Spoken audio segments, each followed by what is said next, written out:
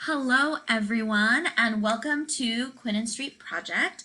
This is your playwriting for Quinn and Street Project. I am Miss Melissa, and here we have Mr. Bryan. Mr. Bryan is a new ensemble member today, which is very, very exciting because that means that we get to practice something that we've been telling you all that you get to do this whole time, which is if you have an idea and you're not really vibing with it and it feels like it's not quite right, you can always, always, always start over. And me and Miss Tira will continue working on our ideas separately, but today we are going to start a brand new playwriting worksheet with Mr. Bryan, which is going to be really exciting. We've already done who and we've done what. Those are two of the 5 lessons that you guys are going to have with us.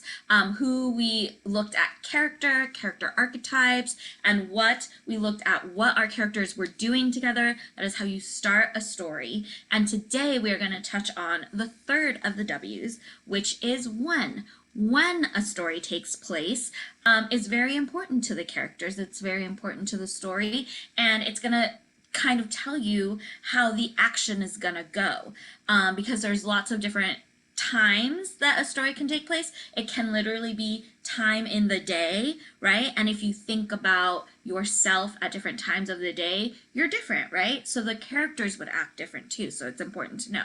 And then also there's time, like in the timeline of the earth and beyond, right? We could be in the future in space, or we could be back in Shakespeare time. There's a whole lot of options for you to choose, and choosing is going to be very important because it's going to tell you how your characters are going to act in different situations. Great. So for now, I'm going to hand it over to Mr. Bryan, who is going to begin a conversation with you about when. Cool, cool. All right, my friends. So, when. We're going to be talking about when are you as we continue on with our playwriting worksheet. And hey, Miss Melissa, what's your favorite time of the day? My favorite time of the day is probably when I get to get in my bed and snuggle up and pet my cat and read my book. So it's right before I go to sleep. So nighttime would be my favorite time of the day.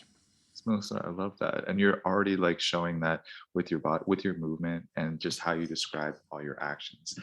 And you know what's interesting is I'm sure all of you here are watching are having a favorite time of day as well.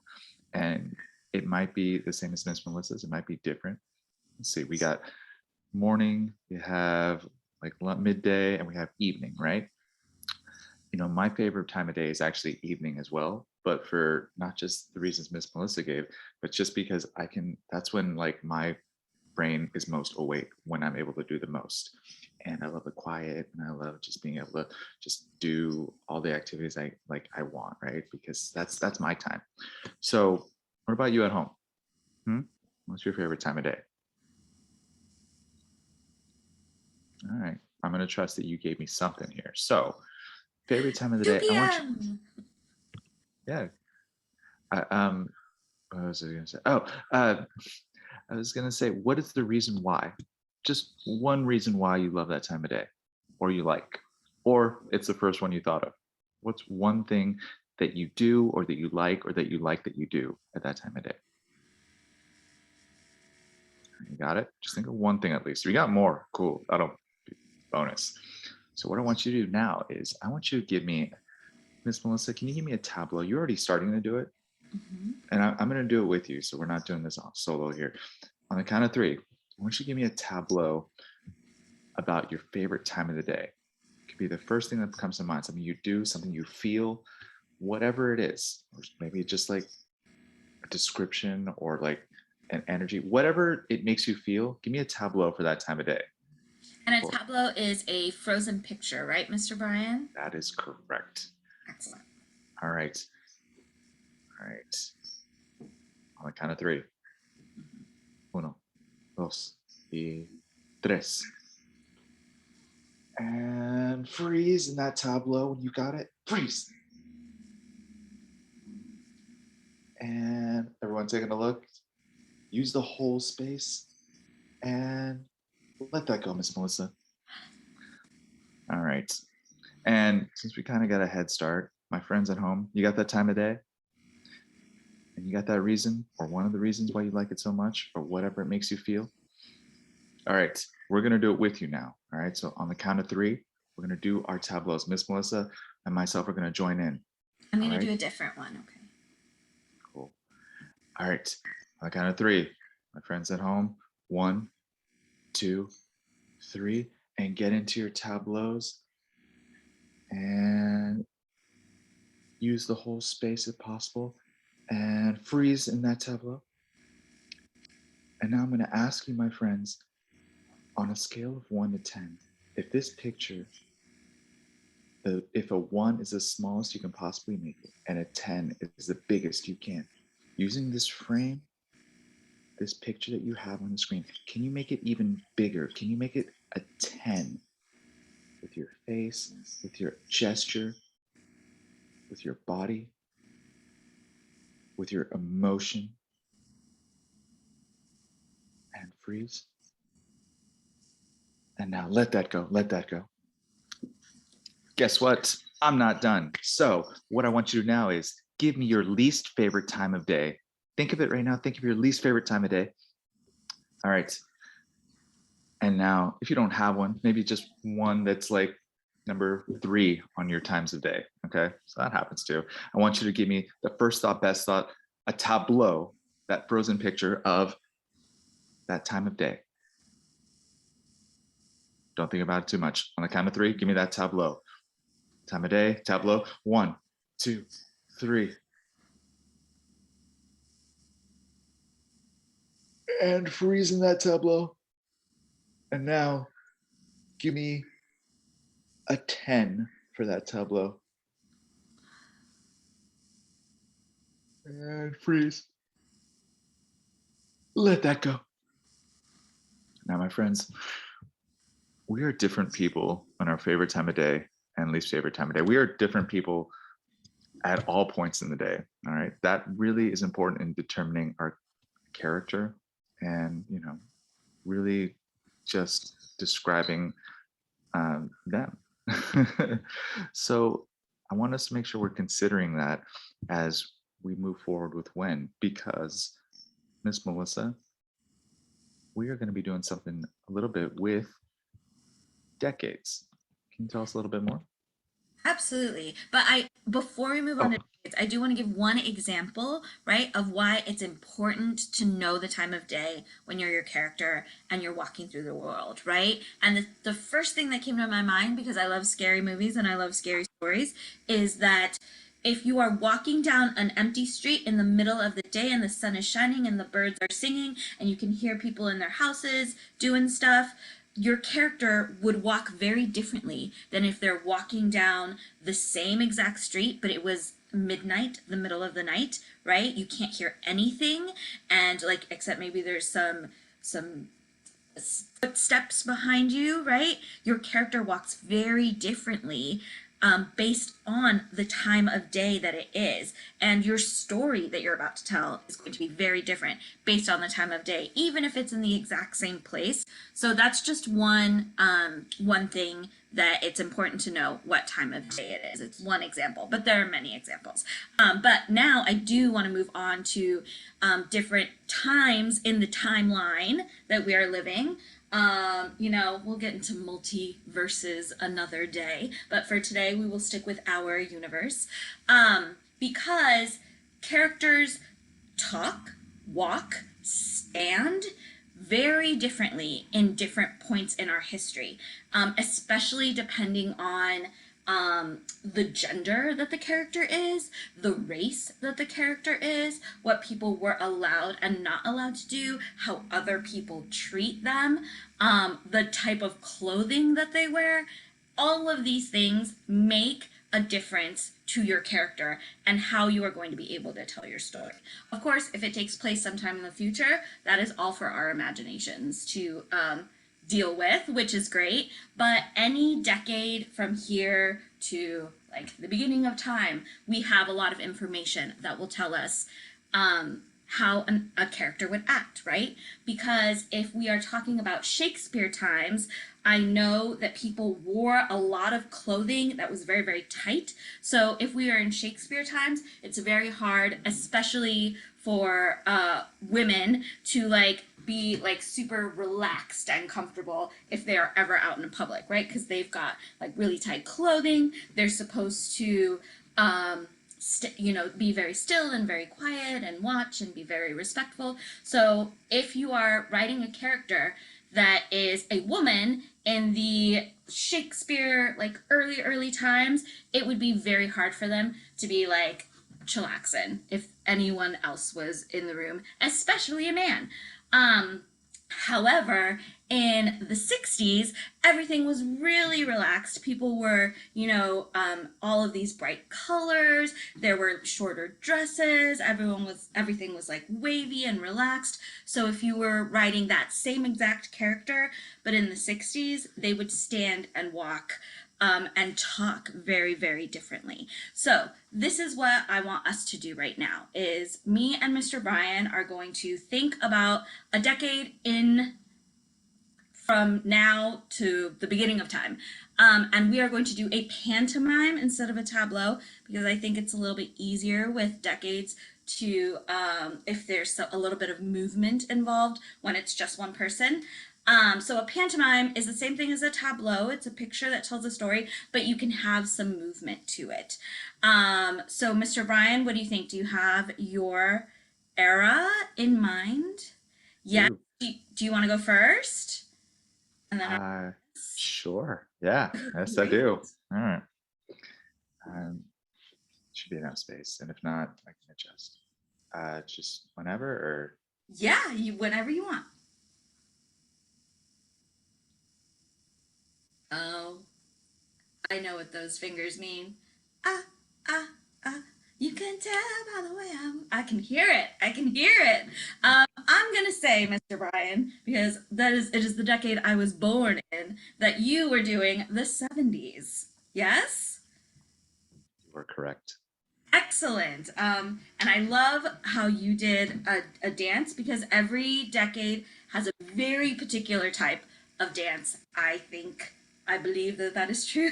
You can really tell a lot by the dancing, which decade you are seeing. So I'm going to do that too. Let's see if you can. I'm actually going to stand up.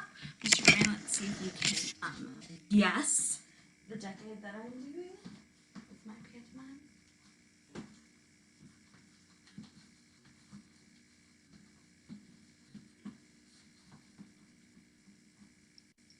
Okay. Um, Mr. Bryan, my well, decade. I'm gonna say uh, Charleston, Mr. Bryan's cheating. That's okay. I'll allow the it. 20s. Yes, good job. Okay. Good job. If I was gonna do a tableau of the 20s, I might, they had like their little short bobs. So I might do this, or I might do this because um, the 20s, people were like very free for the first time. It was when they stopped wearing those really tight corsets, the women, so they were able to like be free, and they really loved to show that. They cut their really long hair off, so their hair was really, really short.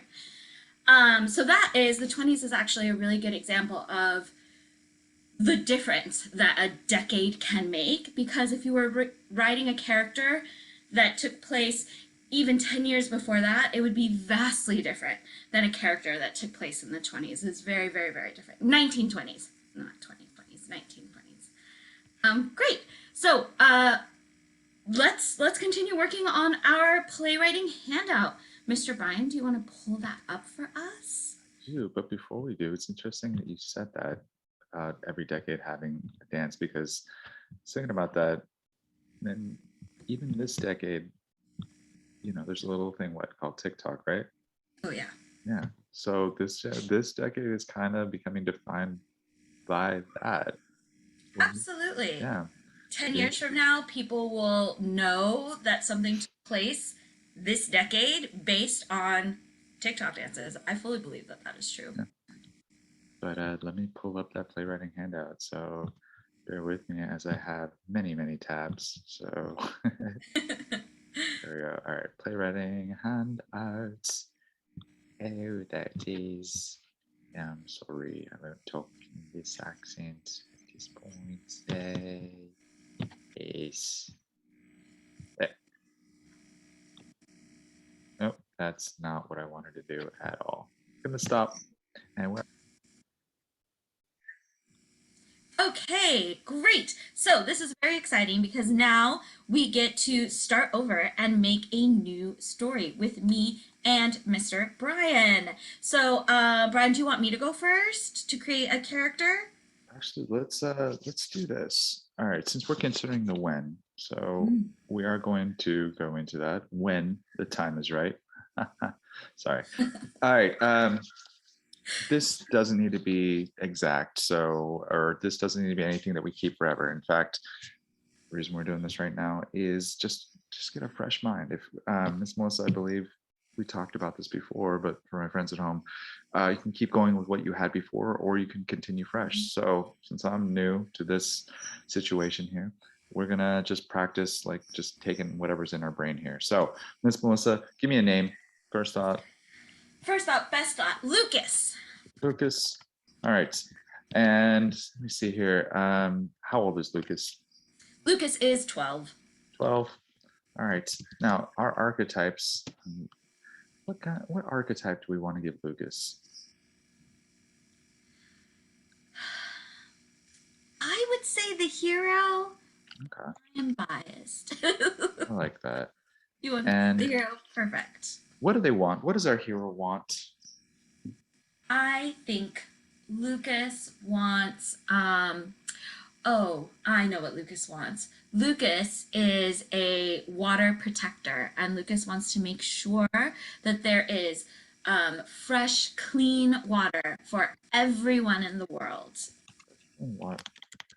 Fresh, clean. There we go. Water for all. All right. And now, if only I had a voice. Let me see if I can manifest a voice here. Voice out in the universe. I need a name. Can you give me a name? Miss Anna. Miss Anna. Unmute yourself. Oh, goodness. Ryan, why would you do this to me? What? Always. Surprise. Hello, everybody. My name is Miss Anna. What am I doing, Mr. Bryan? Because I'm going to name, Miss Anna. Anna, give me a name. Any name at all. Oh, okay. Alfie, Alfie. How old is Alfie, Miss Anna? 22. 22. And what archetype are we giving Alfie? I need to pull up the list for myself if we have it. I'm going to look at it real quick. I know where it is. I want him to be,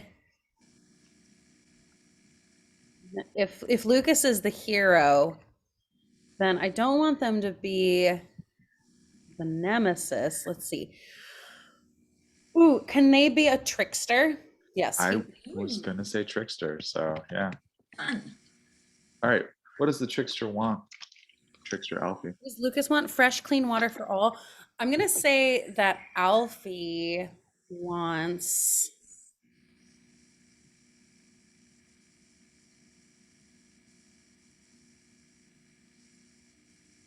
I have a suggestion. Please. Yeah. Only because Alfie's a trickster, which I think isn't necessarily somebody who wants something bad, but Right. maybe it's just like playing, right? Maybe Alfie wants sweet, delicious Kool-Aid for all. Oh.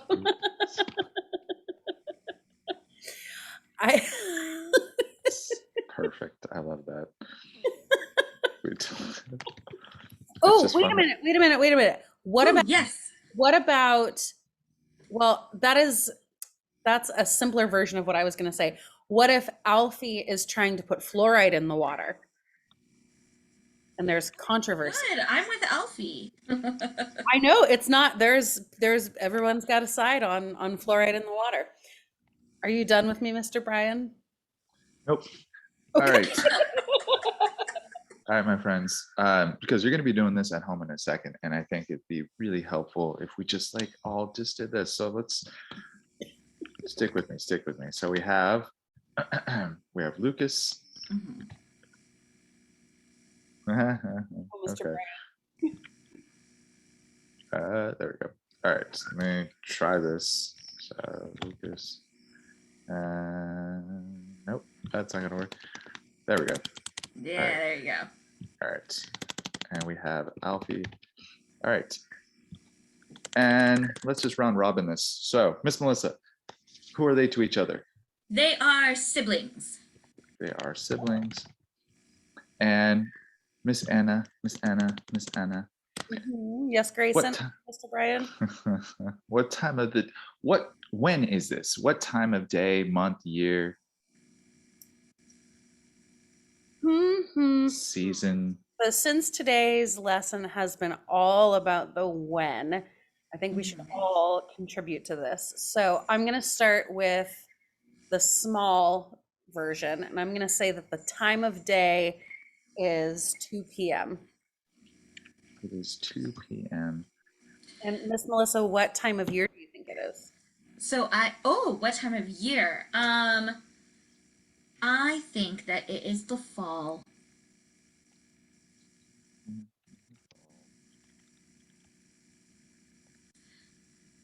All right. And I think Perfect. this is a good time to bring up the fact that you definitely can do research as playwriters, right? So I'm looking at the what do they want, and I think maybe this took place in a time before people put fluoride in the water. Maybe that's why this is one of their conflicts, right? Because they didn't know about that. So I would then go to my beautiful Google and I would Google when did they start putting fluoride in the water? And I would go from there. And that is how I would decide the rest of my when, by doing a little bit of research. Or you could just make it up. Mr. Bryan, what do you think? I like the research. I like the research because it also just sparks ideas, because everything that's part of our creative process is we pull from what we have already inside, even if we don't realize it. So the more we have in, the more that we can play with. So yes. And my friends, every time I say or anyone says when for the rest of today, I want you and Miss Melissa, Miss Anna, I need you to get really close and just like look at the screen like you're holding it. And I want you to say when. All right. So anytime someone says when. Okay. Just because to get the idea for this lesson itself. So, all right. So when does it take place? When? 2 p.m. in the fall. And it is in, I'm going to say, Miss Anna put in the chat the year that fluoride started to put in the water. If you want to. Oh, I do. Can you actually, just because I don't want to. 1945. I like that. 2 p.m. in the So- fall, 19. Amazing. And you know what's really exciting about knowing that, young playwrights, is that we know if you do other research, in the year 1945, something really big happened in the summer, which was World War II ended. So this is actually adding some stakes to our play, because with the war over and people starting to come home and people reevaluating what's important and what to do next with themselves, it would actually make a lot of sense for Alfie and Lucas to be thinking about what they're going to do for their world next, especially in the fall. Yes.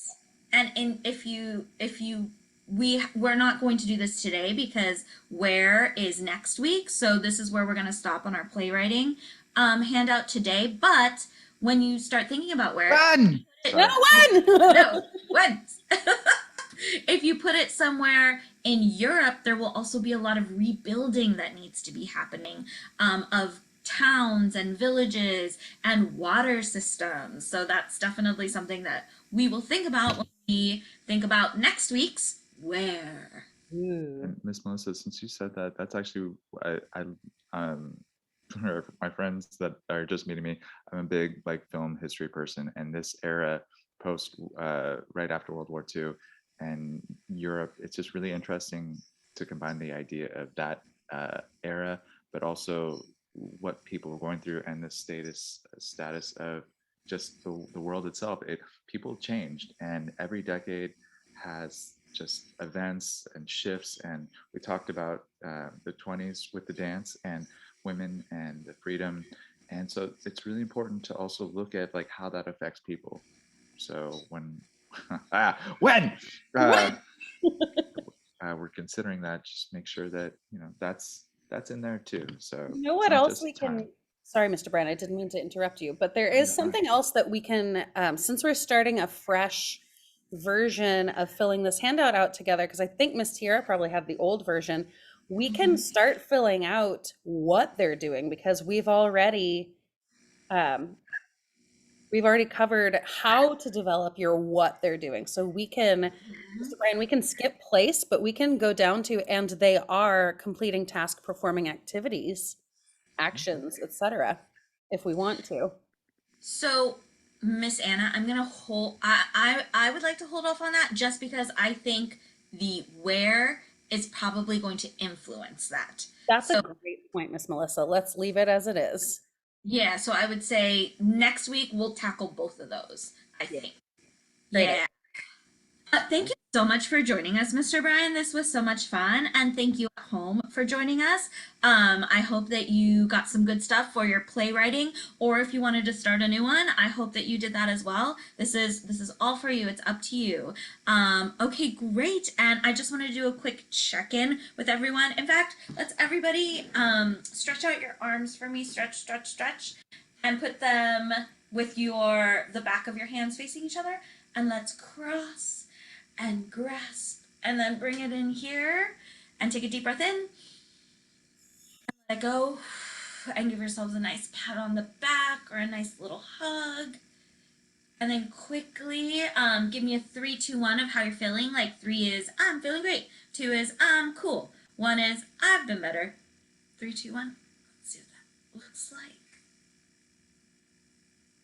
Excellent. And we will see you next week. Thank you so much.